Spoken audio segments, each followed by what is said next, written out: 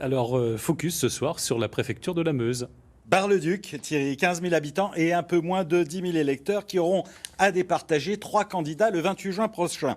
Alors, arrivée en tête au premier tour, la maire sortante Martine Joly, divers droite, en ballottage très favorable avec 36% des voix. Deuxième, le candidat de la gauche, Benoît de Geef, à 8 longueurs en pourcentage.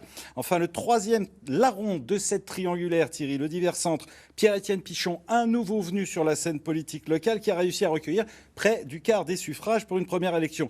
Alors, quelle sera l'équation politique de ce deuxième tour barisien? Présentation de l'énoncé avec Clodoïs Ravel et Frédéric Madier. Arrivée en tête du premier tour, Martine Joly reprend sa campagne. La maire sortante de Bar-le-Duc a dû faire face à la crise du coronavirus, un événement qui bouleverse forcément ce second tour, un épisode qui sera source de nouvelles propositions. Cet épisode que nous venons de vivre, et puis nous n'en sommes pas sortis, on le vit encore, a effectivement bouleversé un certain nombre de choses dans les services qu'on peut offrir à la population, dans ce confinement qui a pesé lourdement à la fois socialement et économiquement.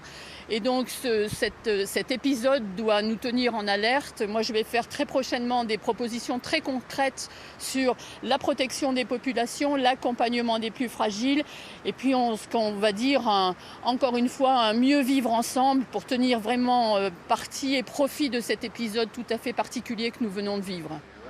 Un épisode qui a affermi Benoît de Geef dans ses convictions. Pour lui, le coronavirus est comme un révélateur sur la nécessité de renforcer les services publics. Pour le candidat socialiste, arrivé deuxième lors du premier tour, il faut prendre soin des habitants et notamment des plus fragiles. Notre programme il tend à répondre aux besoins des habitants et aux besoins de la ville.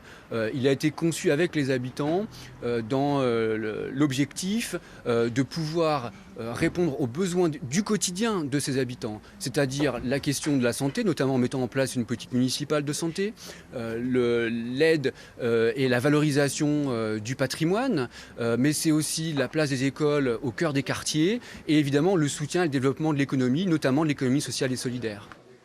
Pour Pierre-Étienne Pichon, la crise du coronavirus a été synonyme de changement. Le candidat soutenu par La République En Marche a entièrement réécrit son programme. Pour lui, Bar-le-Duc doit saisir une opportunité, celle d'attirer des citoyens en recherche de nature.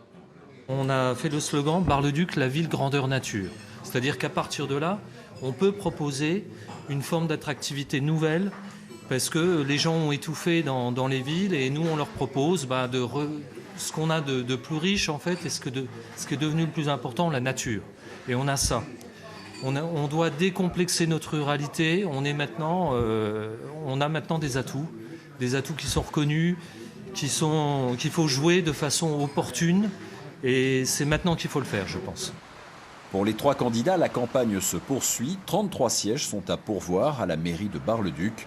Le second tour des municipales aura lieu le 28 juin. Arnaud, si l'on regarde les résultats du premier tour, la maire sortante devrait retrouver son siège. Alors oui, Thierry, c'est le scénario le plus probable. Effectivement, avec 8 points d'avance, elle est confortablement installée en tête de cette élection. Martine Joly, c'est la maire sortante en plus. Et durant cette crise sanitaire, toutes les analyses le démontrent au niveau national, tant sur le plan sanitaire que sur le plan économique. Les Français cherchent d'abord une forme de sécurité, une forme de continuité.